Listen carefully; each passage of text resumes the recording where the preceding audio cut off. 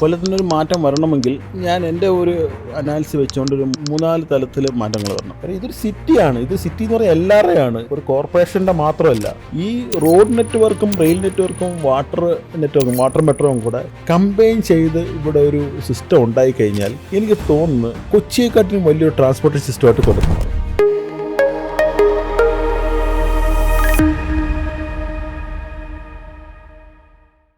Hi, foundations വിത്ത് architect Azad Jamal എന്ന podcast series നമ്മൾ കഴിഞ്ഞൊരു എപ്പിസോഡോടുകൂടി നിർത്തിയിട്ടുണ്ടായിരുന്നു.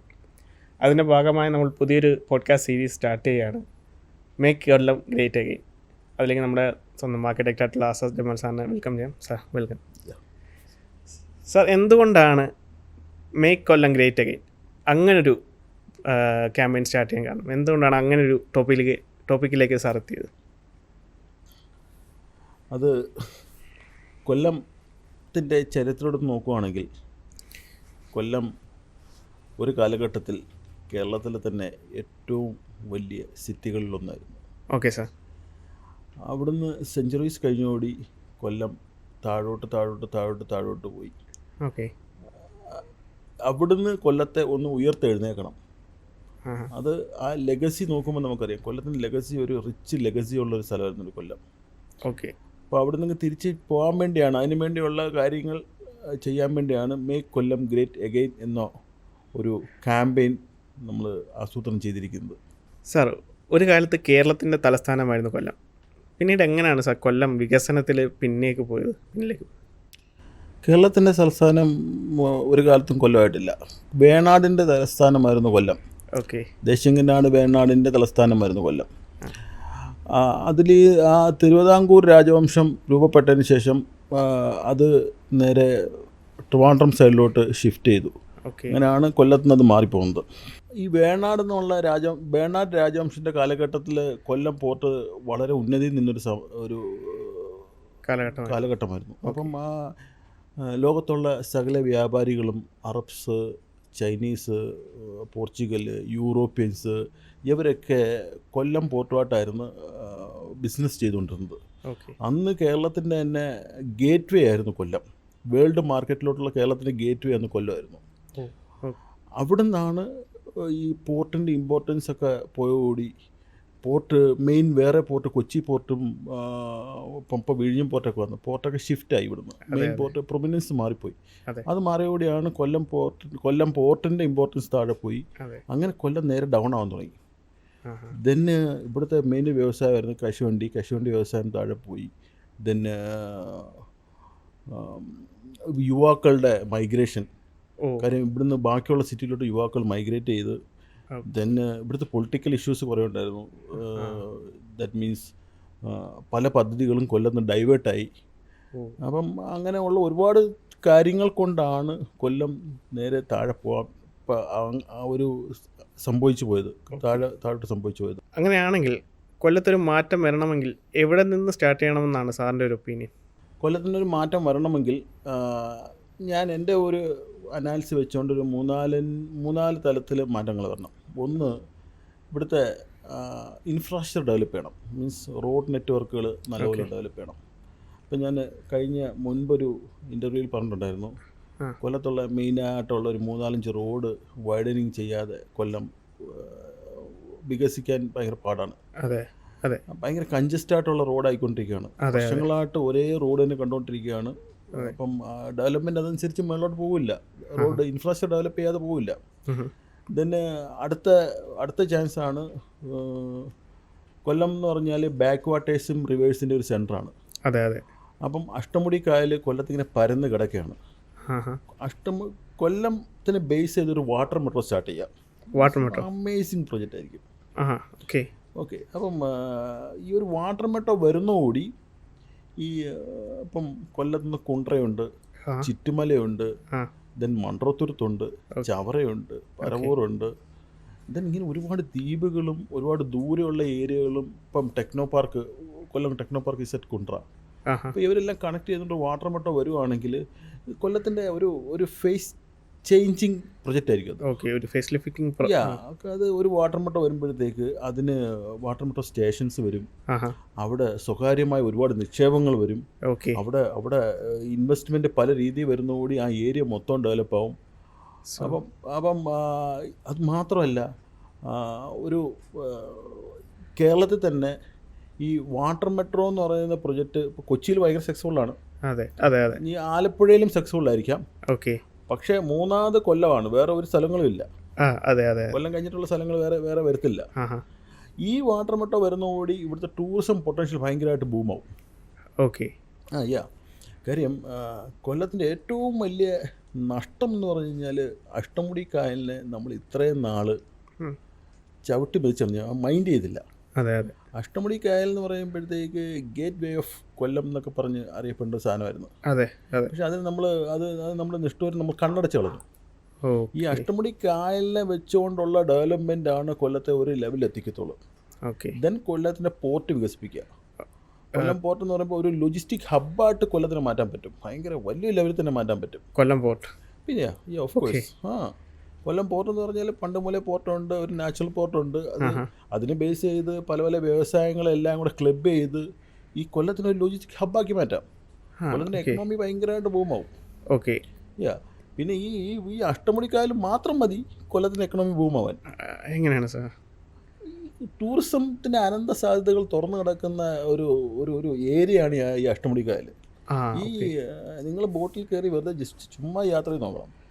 ഇത് എത്ര മനോഹരമായ സ്ഥലങ്ങളാണെന്നറിയോ ഇതിൻ്റെ ഇൻറ്റേർണൽ പാർട്ടിലൊക്കെ ഉള്ളത്. ഓക്കെ, നമ്മൾ വേറെ ഒരു കേരളത്തിൽ എവിടെ പോയി കഴിഞ്ഞാൽ ഇങ്ങനെയുള്ള സ്ഥലങ്ങളൊന്നും കാണാനൊന്നും പറ്റത്തില്ല. ഓക്കെ, ഇതൊന്നും ആരും എക്സ്പ്ലോർ ചെയ്തിട്ടുമില്ല, ഇതാരും കാണിച്ചിട്ടുമില്ല. ഇങ്ങനെയുള്ള പ്രശ്നങ്ങളാണ് സാർ. ഞാൻ ആ ക്വസ്റ്റ്യനിലേക്കാണ് വരുന്നത്. ഇത്രയധികം സാധ്യതകൾ കൊല്ലത്തിനുണ്ട്, എന്നിട്ടും എന്തുകൊണ്ടാണ് കൊല്ലം ഈ ഒരു ടൂറിസം വികസനത്തിൻ്റെ കാര്യത്തിൽ പിന്നിലേക്ക് പോകുന്നത്? ഓഫ് കോഴ്സ് കൊല്ലത്തിന് ബ്രാൻഡില്ല. ബ്രാൻഡിങ് ഇതുവരെ കൊല്ലത്തിന് ചെയ്തിട്ടില്ല. ഓക്കെ, ഇപ്പം നമ്മൾ നോക്കുവാണെങ്കിൽ ഇപ്പം വർക്കല എന്ന് പറഞ്ഞ ക്ലിഫ്, മൂന്നാർ എന്ന് പറഞ്ഞ ഹിൽ സ്റ്റേഷൻ, ആലപ്പുഴയിൽ നിന്ന് പറയുമ്പോൾ തന്നെ ഹൗസ് ബോട്ട്സുകളാണ് വരുന്നത്. കൊച്ചി ആകുമ്പോൾ ക്രൂസ് ഷിപ്പുകളും മെട്രോ സിറ്റിയും അങ്ങനെയൊക്കെയുള്ള സംഭവങ്ങൾ. കൊല്ലത്തിന് ഒരു സംഭവം പോലും കൊല്ലത്തിന് ഒരു ബ്രാൻഡ് ചെയ്തിട്ടില്ല ഇതുവരെ. ഒരു USP ഉണ്ടാക്കിയെടുക്കാൻ പറ്റിയിട്ടില്ല. ഒരു ബ്രാൻഡ് ഉണ്ടാക്കിയ കൊല്ലം എന്തെങ്കിലും ബ്രാൻഡ് ഉണ്ടാക്കി കഴിഞ്ഞാൽ ഇപ്പം ലേക്ക് സിറ്റി ഓഫ് ഇന്ത്യ എന്ന് പറഞ്ഞൊരു ബ്രാൻഡ് ഉണ്ടാക്കുന്നു കൊല്ലം. ഓക്കെ, വേമ്പനാട് കാലിനെ ബേസ് ചെയ്ത് Kollam the lake city of India എന്ന് പറഞ്ഞ ബ്രാൻഡ് ഉണ്ടായി കഴിഞ്ഞാൽ ഇത് വേൾഡ് വൈഡ് ആയിട്ട് മാർക്കറ്റ് ആവും. ഓക്കെ, അങ്ങനെ ബ്രാൻഡിങ് ആണ് ഫസ്റ്റിൽ ഇവിടെ ചെയ്യേണ്ട ഒരു കാര്യം. ഓക്കെ, സോ ഒരു ബ്രാൻഡ് ഇല്ല, ഒരു USP ഇല്ല എന്നതാണ് കൊല്ലം വികസനത്തിന് ബാധിക്കുന്ന ഏറ്റവും. പിന്നെ രണ്ടാമത്തെ എന്ന് പറഞ്ഞാൽ കൊല്ലത്ത് ഇപ്പോൾ ഒരു ടൂറിസ്റ്റ് വന്നാൽ ഓക്കെ അഷ്ടമുടിയിൽ ഇപ്പോൾ സപ്പോസ് റെയിൽവേ സ്റ്റേഷനിലോ ബസ് സ്റ്റോപ്പിലോ ഒരു ടൂറിസ്റ്റ് വന്നു കഴിഞ്ഞാൽ അവർക്കൊരു ടൂറിസം ബേസ്ഡ് ആയിട്ടുള്ള സിറ്റി ആണെന്ന് പറയാൻ വേണ്ടിയുള്ള ഫെസിലിറ്റീസ് ഒന്നും അവിടെ ഇല്ല. ഓക്കെ, ഇതൊക്കെ ഇമ്പ്രൂവ് ചെയ്യണം. ഇതെല്ലാം ഇമ്പ്രൂവ് ചെയ്ത് അതിനുള്ള കാര്യങ്ങൾ ചെയ്താൽ മാത്രമേ ഉള്ളൂ. പിന്നെ മെയിനായിട്ട് കൊല്ലം ലാഗാവുന്നൊരു സംഭവമാണ് കൊല്ലത്തിനൊരു ടൂറിസം സർക്യൂട്ടില്ല. ഇവിടെ വരുന്ന എല്ലാ ടൂറിസ്റ്റും രാവിലെ വരും, ജഡായിപ്പാറ കാണും, തിരിച്ചു പോകും, തെന്മല പോവും, തിരിച്ചു പോകും, മൺട്രത്തുരുത്ത് വരും, തിരിച്ചു പോകും എന്ന് പറഞ്ഞാൽ 1 ഡേ പ്രോഗ്രാമാണ്. അതെ അതെ. ഇത് ഷിഫ്റ്റ് ആവണം. 2-3 ഡേയ്സ് കറങ്ങാനുള്ള ഒരു സെറ്റപ്പിൽ ഒരു സർക്യൂട്ട് ഉണ്ടാക്കണം. ഓക്കെ, സർക്യൂട്ട് ഉണ്ടാക്കി കഴിഞ്ഞ് കഴിഞ്ഞാൽ അതിനെ ബേസ് ചെയ്ത് ട്രാവൽ ഏജൻസിയും ഒക്കെ വർക്കൗട്ട് ചെയ്യും, ഇതിനെ മാർക്കറ്റ് ചെയ്യുമ്പോഴത്തേക്ക് ഇവിടെ ഇഷ്ടംപോലെ അനന്ത സാധ്യതകൾ കിടക്കില്ല. അതെ അതെ. നമ്മൾ പല തവണ നമ്മൾ പറഞ്ഞിട്ടുള്ള കാര്യങ്ങളുണ്ട്. അഷ്ടമുടി കായൽ തന്നെ കാണാൻ 2 ദിവസം വേണം. അതെ, ബീച്ചുണ്ട്, അഷ്ടമുടി കായലുണ്ട്, തെന്മലയുണ്ട്, വാരിങ്കാവുണ്ട്, lot of things are there. അതെ അതെ. അപ്പോൾ ഇതിനെ എല്ലാത്തിനും കൂടെ വെച്ചൊരു സർക്യൂട്ട് ഉണ്ടാക്കിയാൽ മാത്രം മതി. അതൊക്കെ ഉണ്ടായി തന്നെ ടൂറിസം ശരിക്കും ബൂമാവും. മനസ്സിലായി സാർ, മനസ്സിലായി. അപ്പം സാർ, കൊല്ലത്തിൻ്റെ റിസോഴ്സുകളുടെ കാര്യത്തിൽ ഇപ്പം നമ്മൾ കൊല്ലത്ത് യൂസ് ചെയ്യാതെ ആയിട്ട് കിടക്കുന്ന ഏതെങ്കിലും റിസോഴ്സ് ഉണ്ടെന്ന് സാറിന് തോന്നുന്നു? ഞാൻ നേരത്തെ ഉണ്ട് അഷ്ടമുടി കായൽ.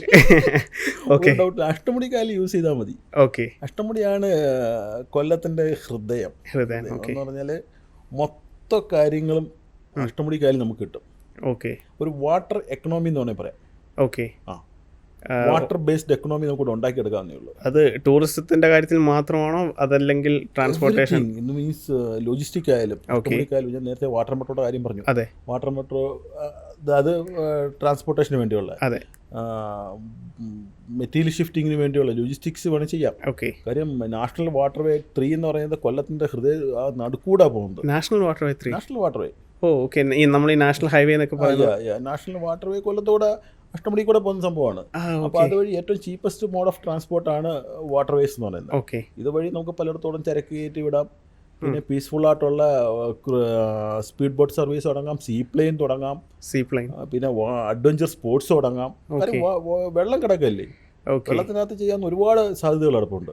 ഓക്കെ, മനസ്സിലായി സാർ. അതൊരു റാംസർ സൈറ്റാണ്, ഞാൻ പണ്ട് പറഞ്ഞിട്ടുണ്ട്. അതെ. അപ്പം അതിനെ ക്ലീനായിട്ട് തന്നെ കൊണ്ട് നടക്കണം. അങ്ങനെ കുറേ കാര്യങ്ങളുണ്ട്. ഇങ്ങനെ ഒരുപാട് പദ്ധതികൾ വരുമ്പം അതിൻ്റെതായ രീതിയിൽ ആ പദ്ധതികൾ കൊണ്ടുവരാൻ പറ്റത്തുള്ളൂ. Okay okay. ഇങ്ങനെയുള്ള എക്കോളജിക്കലി സെൻസിറ്റീവ് ആയിട്ടുള്ള ഒരു വാട്ടർ ബോഡിയാണത്. ആ വാട്ടർ ബോഡിയിൽ തോന്നുന്നപടി എന്തെങ്കിലും ചെയ്യാൻ പറ്റത്തില്ല. അതെ അതെ, മനസ്സിലായി സാർ. സാർ, എൻ്റെ ഒരു അഭിപ്രായത്തിൽ കൊല്ലത്ത് ടൂറിസം ഡെവലപ്പ് ആവാത്തതിൻ്റെ main reason transportation network proper അല്ല. കൊല്ലത്ത് ട്രാൻസ്പോർട്ടേഷൻ നോഡുകളില്ല. ഒരു നോഡിൽ നിന്നും മറ്റൊരു നോഡിലേക്ക് കണക്ട് ചെയ്യാൻ പറ്റിയ, ഇപ്പോൾ ട്രെയിൻ വന്നിറങ്ങി കഴിഞ്ഞാൽ ബസ് സ്റ്റാൻഡിലേക്ക് പോകാനുള്ള ആ നോഡുകൾ കറക്റ്റ് അല്ല എന്ന് എനിക്ക് ഒരു അഭിപ്രായമുണ്ട്. സാറിന് അതിനെപ്പറ്റി എന്താണ് അഭിപ്രായം? ഒരിക്കലും ശരിയല്ല statement. Why? Because sir, Kollam സിറ്റിക്കകത്തെ ട്രാൻസ്പോർട്ടേഷൻ നെറ്റ്വർക്ക് നമ്മൾ നോക്കുകയാണെങ്കിൽ മെയിൻ ഒന്ന് നമ്മുടെ റെയിൽവേ സ്റ്റേഷൻ, കേരളത്തിലെ തന്നെ ഏറ്റവും നീളം കൂടിയ റെയിൽവേ സ്റ്റേഷനാണ്. അപ്പം അത് ഭയങ്കര വലിയ രീതിയിൽ വികസിച്ചുകൊണ്ടിരിക്കുന്ന സ്ഥലമാണ്. അതെ അതെ. ഭയങ്കര ഹൈ ട്രാഫിക് ഉള്ള റെയിൽവേ സ്റ്റേഷനാണ്. അതെ. 2 സൈഡിൽ നിന്ന് എൻട്രൻസ് ഉള്ള റെയിൽവേ സ്റ്റേഷനാണ്. നിങ്ങൾ ആലോചിക്കണം, നിങ്ങൾ അങ്ങനെയുള്ള റെയിൽവേ സ്റ്റേഷൻ നമ്മുടെ വേറെ ഇല്ല.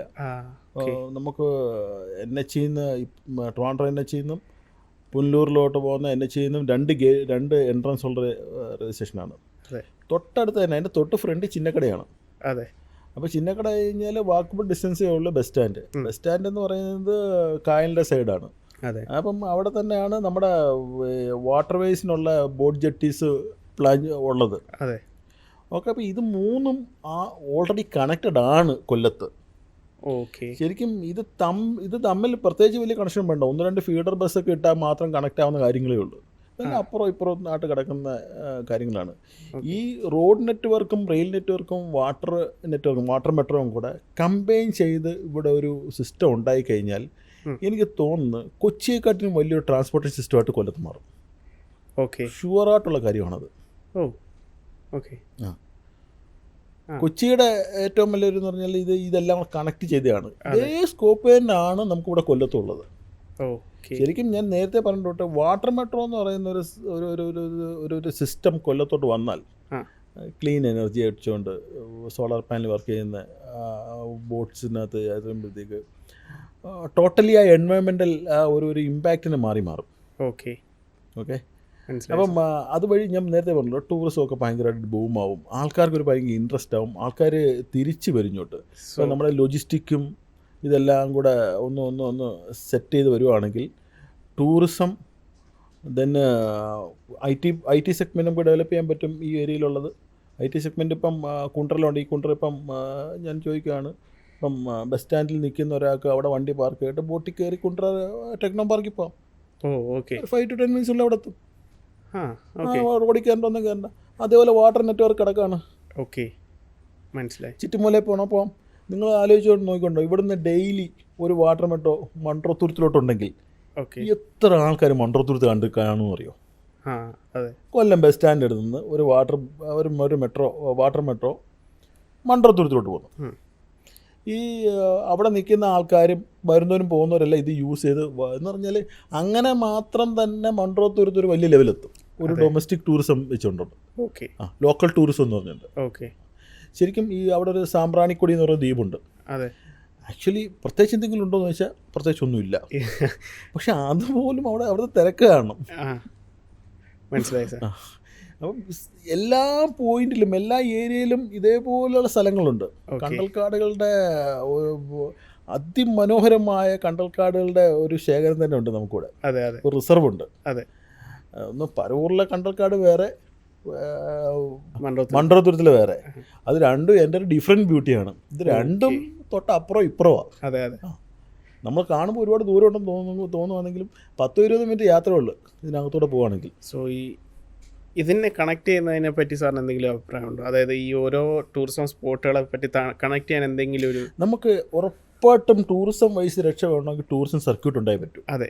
ടൂറിസം സർക്യൂട്ട് ഇല്ലാതെ ഇപ്പം നമ്മളൊരു എവിടെ ഇപ്പം കേരള പാക്കേജ് എന്നും പറഞ്ഞുകൊണ്ട് എടുത്ത് നോക്കി കഴിഞ്ഞാൽ അവരാദ്യം 2 days in Alappuzha, 2 days in Munnar, 2 days in Kochi, അങ്ങനെ വരുന്നത്. That is a circuit.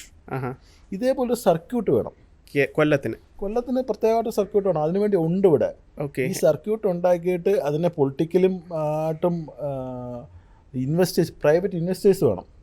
കാര്യം ഇത് ഗവൺമെൻറ് ഇതിനുള്ള ഇനിഷ്യേറ്റീവ് എടുത്ത് അതിന് പ്രൊമോട്ട് ചെയ്തെങ്കിൽ മാത്രമേ ഈ പ്രൈവറ്റ് ആൾക്കാർ ഇതിനകത്ത് ഇൻവെസ്റ്റ് ചെയ്യത്തുള്ളൂ. ഈ പ്രൈവറ്റ് അവരെല്ലാവരും ശങ്കിച്ച് നിൽക്കും ബാക്കിലോട്ട്. അപ്പം അത് മാറിക്കഴിഞ്ഞ് കഴിഞ്ഞാൽ തന്നെ ഈ ഒരുപാട് പ്രൈവറ്റ് ഇൻവെസ്റ്റ്മെന്റ് വരികയും ചെയ്യും. അവർ ഇൻവെസ്റ്റ് ചെയ്തോളും. ഗവൺമെന്റ് ജസ്റ്റ് മോണിറ്റർ ചെയ്താൽ മതി.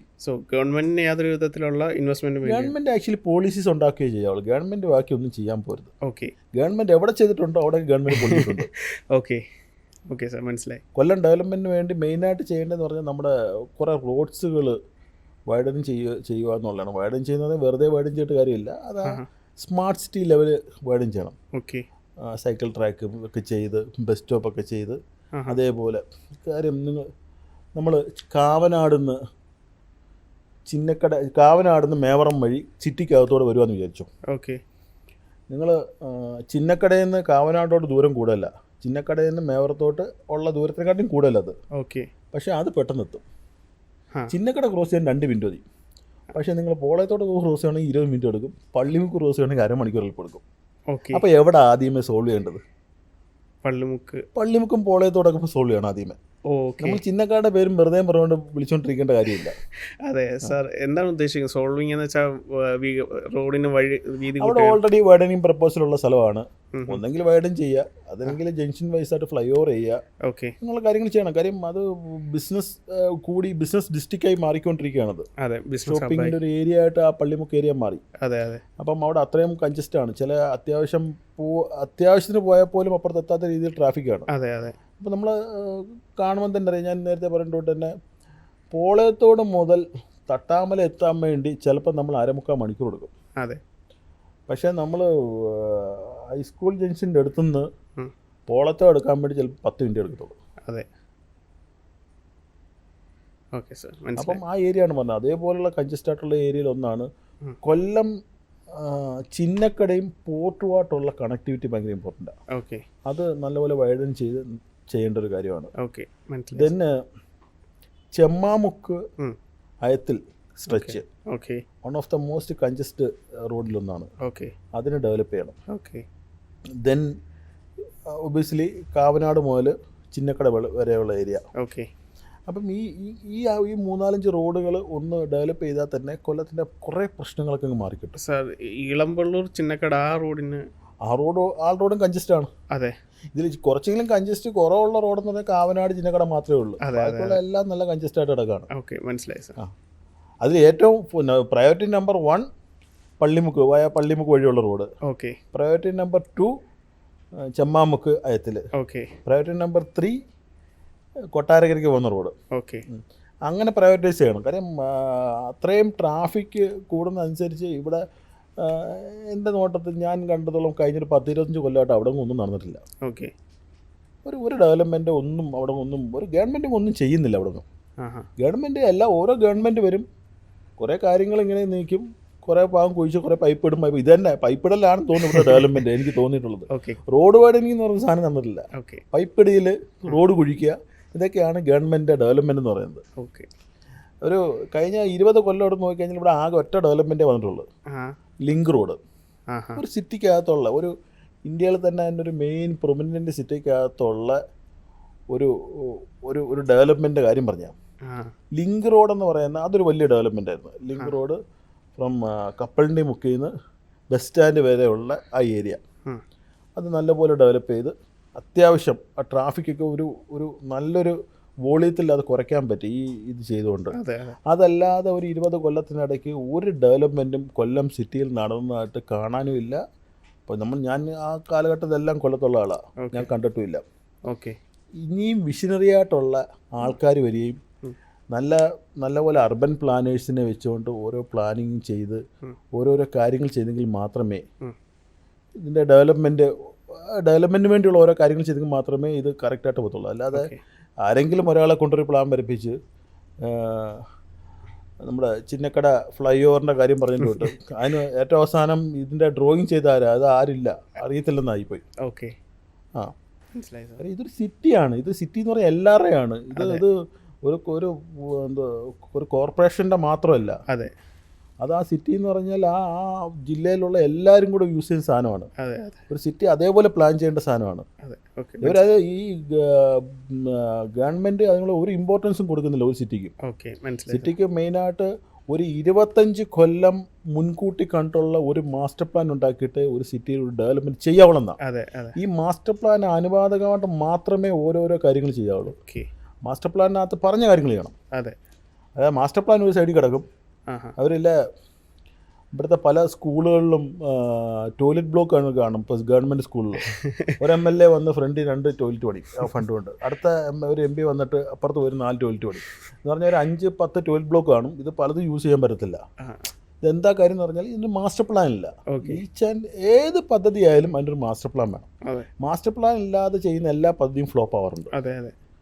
അപ്പം ഗവൺമെൻറ് ഈ കോർപ്പറേഷൻ പെട്ട ആൾക്കാരായാലും കൊല്ലം സിറ്റിക്ക് വേണ്ടി ഒരു മാസ്റ്റർ പ്ലാൻ ഉണ്ടാക്കണം. ഈ മാസ്റ്റർ പ്ലാൻ വെച്ച് മാത്രം കാര്യമുണ്ട്. ഈ മാസ്റ്റർ പ്ലാൻ എന്ന് പറയുന്നത് ചുമ്മാ പറഞ്ഞ് ഉണ്ടാക്കാനുള്ളത് അർബൻ പ്ലാനേഴ്സിനെയും അർബൻ ഡിസൈനേഴ്സിനെയും ട്രാൻസ്പോർട്ടേഷൻ ഡിസൈനേഴ്സിനെയും ആർക്കിടെക്ട്സിനെയും ഒക്കെ എല്ലാം ഇൻക്ലൂഡ് ചെയ്തൊരു പാനൽ ഉണ്ടാക്കിയിട്ട് ഈ പാനൽ വെച്ച് അനാലിസ് ചെയ്തിട്ട് അങ്ങനെ ഫൈനലൈസ് ചെയ്തിട്ട് കൗൺസിൽ വെച്ച് പാസ്സാക്കണം. ഓക്കെ, അങ്ങനെ പാസ്സാക്കുന്നതിനകത്ത് ഓൾമോസ്റ്റ് ഒരു 80 ടോട്ടൽ 100% പക്കാ മാസ്റ്റർ പ്ലാൻ എന്ന് പറയാൻ പറ്റത്തില്ലെങ്കിലും ഒരു 80% പക്കാ മാസ്റ്റർ പ്ലാൻ ആയിരിക്കും. ഓക്കെ, അതിൽ നിന്നുള്ള ഓരോരോ പ്രയോറിറ്റി അനുസരിച്ച് ഓരോരോ കാര്യങ്ങളാണ് ചെയ്യേണ്ടത്. അതാണ് ഗവൺമെൻറ്റും കോർപ്പറേഷനും കൗൺസിലർമാരൊക്കെ ചെയ്യേണ്ടത്. ഓക്കെ, മനസ്സിലായി. അല്ലാതെ വേറെ ബാക്കിയുള്ള എന്തെങ്കിലും ചെയ്ത് കഴിഞ്ഞാൽ അത് ഒന്നും ആവത്തില്ല. ഓക്കെ സാർ, അപ്പം നമ്മൾ ഈ എക്സിസ്റ്റിംഗ് ആയിട്ടുള്ളൊരു ടൗൺ പ്ലാനിങ് സിസ്റ്റം നമുക്കുണ്ടല്ലോ, അതിന് പുറമെ ഒരു കൗൺസിൽ വേണമെന്നാണോ സാർ ഇപ്പോൾ പറഞ്ഞത്? കൊല്ലത്ത് ഒരുപാട് ഡെവലപ്മെൻറ്റ് നടന്നിട്ടുള്ളത് കൊല്ലം ഡെവലപ്മെൻറ്റ് അതോറിറ്റി ഉള്ള സമയത്താണ്. അതൊരു ഈ ടൗൺ പ്ലാനിങ് അല്ലാതെ വേറൊരു ബോഡിയാണ്. കൊല്ലം ഡെവലപ്പ് ചെയ്യാൻ വേണ്ടി വേറെ അതോറിറ്റി ഉണ്ട്. Okay, yes. അങ്ങനെയുള്ള അതോറിറ്റിയൊക്കെ കൊല്ലത്ത് വീണ്ടും അത് റീഇൻസ്റ്റേറ്റ് ചെയ്യണം. സോ റൈറ്റ് നൗ കൊല്ലം ഡെവലപ്മെൻറ്റ് അതോറിറ്റി ഇല്ല. റൈറ്റ് നൗ കൊല്ലം ഡെവലപ്മെൻറ്റ് അതോറിറ്റി ആക്റ്റീവ് അല്ല. ഉണ്ടോ ഇല്ലയോ എന്നല്ല, അത് ആക്റ്റീവ് അല്ല. അങ്ങനെ ഒരു സംഭവമില്ല. അപ്പം ഈ കൊല്ലം ഡെവലപ്മെൻറ്റ് അതോറിറ്റി എന്ന് പറയുന്ന ഒരു ടീം ഉണ്ടെങ്കിൽ കൊല്ലത്തുള്ള പല പദ്ധതികളും ആസൂത്രണം, ഇപ്പം ആശ്രമം മൈതാനത്തിൻ്റെ വാക്ക് വേ കൊല്ലം ഡെവലപ്മെൻറ്റ് അതോറിറ്റി പണ്ട് ചെയ്തേ. അല്ല, കോർപ്പറേഷൻ ചെയ്തൊന്നും അല്ലത്. പക്ഷെ അതിനകത്ത് ഒരുപാട് പോരായ്മയുണ്ട്. അതെ, ഒരു 45 ടൈപ്പ് ടൈല് കാണാം അത് ഇൻ്റർലോക്കിനകത്ത്. ഒരു 10 മീറ്ററിനകത്ത് തെക്കോട്ട് ഇട്ടേക്കുവാണെങ്കിൽ അടുത്ത 10 മീറ്ററിനകത്ത് വടക്കോട്ടിടും. പിന്നെ കുറേ ഭാഗത്ത് സിമെൻ്റ് ആയിരിക്കും, പിന്നെ കുറേ സ്റ്റെപ്പ് ആയിരിക്കും. എന്താ ഈ ചെയ്ത് വെച്ചേക്കുന്ന അറിയത്തില്ല. ഒരു ബ്യൂട്ടി എന്തായാലും പൈസ ചിലവാക്കി എങ്ങനെയെങ്കിലും ഇട്ട് കളഞ്ഞിട്ട് പോയേക്കുന്നു. അതെ അതെ അതെ സാർ, നമ്മളിപ്പം ഡെവലപ്മെൻറ്റ് അതോറിറ്റിയുടെ കാര്യം പറഞ്ഞു. ഇനിയിപ്പോൾ അല്ലെങ്കിൽ കൊല്ലത്ത് ഏറ്റവും പ്രോമിനൻ്റ് ആയിട്ട് വരാൻ പോകുന്ന ഒരു പ്രൊജക്റ്റാണ് ചിന്നക്കട ഫ്ലൈ ഓവർ. സോ അത് വരുന്നതോടുകൂടി കൊല്ലത്തിന് എന്ത് മാറ്റം ഉണ്ടാകുന്നതാണ് സാർ തോന്നുന്നത്? അത് വരുന്നതോടെ ഫങ്ഷണലി കൊല്ലത്ത് ചിന്നക്കടയ്ക്ക് ഒരു മാറ്റവും വരാൻ പോകുന്നില്ല. ആക്ച്വലി ഇപ്പം ചിന്നക്കടയ്ക്ക് ട്രാഫിക് ഫ്ലോയ്ക്ക് യാതൊരു പ്രശ്നമില്ല. ഇതെല്ലാം കൂടെ പൊളിച്ച് കളഞ്ഞിട്ട് വീണ്ടും എന്തിനാ ഇപ്പോഴത്തെ പുതിയത് പദ്ധതി എനിക്ക് തോന്നുന്നു അതൊരു ടോട്ടൽ സൊല്യൂഷൻ അല്ല. അതായത് കൊല്ലം ഫ്ലൈ ഓവർ ഒരു ടോട്ടൽ സൊല്യൂഷൻ അല്ല. ഒരു പക്കാ ഒരു 3D വ്യൂ കാണിച്ചിട്ട് അത് വെച്ചുകൊണ്ട് പദ്ധതി ഒരിക്കലും നമുക്ക് ചെയ്യാൻ പറ്റത്തില്ല. ഓക്കെ, നമുക്കത് ടോട്ടൽ അതിനുള്ള എല്ലാ ഇഷ്യൂസും സോർട്ട് ചെയ്യണം. ഓരോ സൈഡിൽ നിന്ന് വരുന്ന വണ്ടികൾ എങ്ങോട്ട് പോകുന്നു, അതിലേതെങ്കിലും ബ്ലോക്ക് ആവുന്നുണ്ടോ, പെഡസ്ട്രിയൻസിൻ്റെ പാത എങ്ങനെയാണ്, സിറ്റിയുടെ ബ്യൂട്ടി എങ്ങനെയാണ്, ഇങ്ങനെയുള്ള കുറേ ഫാക്ടേഴ്സ് അനാലിസ് ചെയ്ത് അതിനുള്ള സൊല്യൂഷൻ അതിനകത്തുണ്ടോ നോക്കണം. അതല്ലെങ്കിൽ ആ പദ്ധതി ഫ്ലോപ്പാണ്. ഇത് നമ്മളെല്ലാവരും ഇതിൻ്റെ ഒരു വീഡിയോ മാത്രമേ കണ്ടുള്ളൂ. ഈ വീഡിയോ അതിൻ്റെ ഇൻസൈഡ് എന്താണെന്ന് ആർക്കത്തില്ല. അപ്പം സാധാരണ ഒരു ലേമാൻ, ഒരു സാധാരണ ആൾക്കാർക്ക് ഇതിൻ്റെ വീഡിയോ കണ്ടു കഴിഞ്ഞാൽ ഓക്കെയാണ്. പക്ഷെ ഒരു ടെക്നിക്കലി അറിയാവുന്ന ഒരാൾ, അല്ലെങ്കിൽ ഒരു ആർക്കിടെക്റ്റ് ആയാലും ഒരു ബിൽഡർ ആയാലും ഇതുമായിട്ട് ഇൻട്രസ്റ്റ് ഉള്ള ആരായാലും അവരെല്ലാം ചോദിക്കുന്ന കാര്യം ഇതായിരിക്കും. ഇതിനകത്തുള്ള ചിന്നക്കടയിലെ ഇത്രയും 6 റോഡ് വന്ന് സംഗമിക്കുന്നതും ആ റെയിൽവേ ക്രോസുമായിട്ടുള്ള പ്രശ്നങ്ങൾ മൊത്തം ഈ ഫ്ലൈ ഓവർ കൊണ്ട് സോൾവ് ആവുമല്ലോ എന്ന് ഒരിക്കലും ആവാൻ ചാൻസ് ഇല്ല. കാര്യം അതിന് ഇങ്ങനെയുള്ള പദ്ധതികളൊന്നുമല്ല വേണ്ട. അതിന് അണ്ടർപാസും ഇതെല്ലാം കൂടെ മിക്സ് ചെയ്ത് ഒരെണ്ണം മാത്രമേ അവിടെ സാധാരണ ഓടത്തുള്ളൂ. അത് ഇത് കൊണ്ടുവന്നപ്പോൾ എനിക്ക് തോന്നുന്നു ആ ചിന്നക്കട റൗണ്ട് അബൌട്ടിനിടെ ഇറക്കും, അവിടെ മൊത്തം കുളമാകുമ്പോഴത്തേക്ക് പിന്നെ അത് അങ്ങനെ ആയി പോകും. പിന്നെ അതിനും നാഥനില്ലാത്ത ഒരു സംഭവമായി മാറും. നമ്മുടെ മേക്ക് കൊല്ലം ഗ്രേറ്റ് അഗൈൻ എന്ന പോഡ്കാസ്റ്റ് സീരീസിൻ്റെ ഫസ്റ്റ് എപ്പിസോഡ് ഇവിടെ അവസാനിച്ചിരിക്കുകയാണ്. നമ്മൾ കൊല്ലത്തിൻ്റെ ടൂറിസത്തെ പറ്റിയും ഡെവലപ്മെൻറ്റിനെ പറ്റിയും കുറേയധികം കാര്യങ്ങൾ നമ്മളിവിടെ ഡിസ്കസ് ചെയ്തു. സോ ഈ എപ്പിസോഡ് ഇവിടെ അവസാനിക്കുന്നില്ല, ഇനിയും നമ്മൾ തുടരുന്നതാണ്. നിങ്ങളുടെ അഭിപ്രായങ്ങളും നിർദ്ദേശങ്ങളും താഴെ കമൻറ്റ് ചെയ്യുക. നമ്മൾ അതിനെ ബേസ് ചെയ്ത് ഇനിയും എപ്പിസോഡുകൾ വരുന്നതാണ്. So thank you.